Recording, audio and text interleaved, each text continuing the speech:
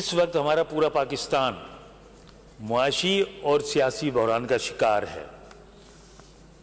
سیاسی بحران اگر کسی ملک میں ہوتا ہے تو اس ملک کی معاشیت کبھی بھی بہتر انداز میں نہیں چل سکتی، اور یہی وجہ ہے کہ ہمارے ملک میں معاشی عدم استحکام سیاسی عدم استحکام کی وجہ سے چل رہا ہے، اور اسی وجہ سے یقیناً ہمارا صوبہ سندھ بھی متاثر ہے۔ میڈم، اس معاشی عدم استحکام کی وجہ سے ہمارے پورے ملک میں بڑے پیمانے پر اس قدر مہنگائی کا طوفان آیا ہوا ہے جس کی وجہ سے شاید ہی کوئی فرد ہو جو اس سے متاثر نہ ہو۔ ایک طرف نیچرل مہنگائی ہے انٹرنیشنل سچویشن کی وجہ سے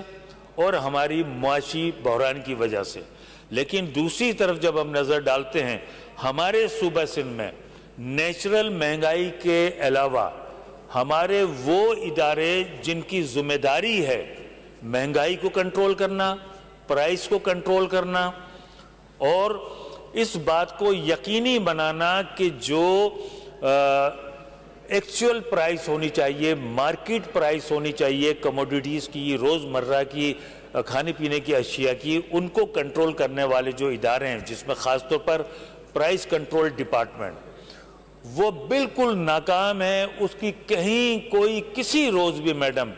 کوئی کارکردگی نظر نہیں آ رہی، کہیں وہ گراؤنڈ پر موجود نہیں ہے۔ اسی طریقے سے commissioner, deputy commissioner, assistant commissioner, ان کی جو ذمہ داری ہے ایز اے میجسٹریسی پاور کے کہ وہ اس پرائس کنٹرول والوں کے ساتھ جائیں، اناج منڈی میں بھی جائیں، سبزی منڈی میں بھی جائیں، دکانوں پر ہر جگہ جائیں، پرائس کو کنٹرول کریں، لیکن کوئی کنٹرول کرنے والا نہیں ہے۔ جو شخص بھی جیسا چاہ رہا ہے ہمارے صوبہ سندھ میں ہر چیز کی قیمتیں لگا کر اس کے مطابق لوگوں کو چیزیں فروخت کر رہا ہے، اور ہمارے لوگ بھی مجبور ہیں خریدنے پر۔ تو میری حکومت سے گزارش یہ ہے کہ پلیز اس ادارے کو اسٹرینتھن کیجئے، اس کو جدید خطوط پر سوار کیجئے۔ یہی ایک ڈپارٹمنٹ ہے جو حکومت کی ساکھ کو بہتر بنانے کے لیے، مہنگائی کو کنٹرول کرنے کے لیے، یہ محکمہ کمشنر، ڈپٹی کمشنر اور اسسٹنٹ کمشنر یہ اس کے اوپر کام بہتر انداز میں کر سکتے ہیں۔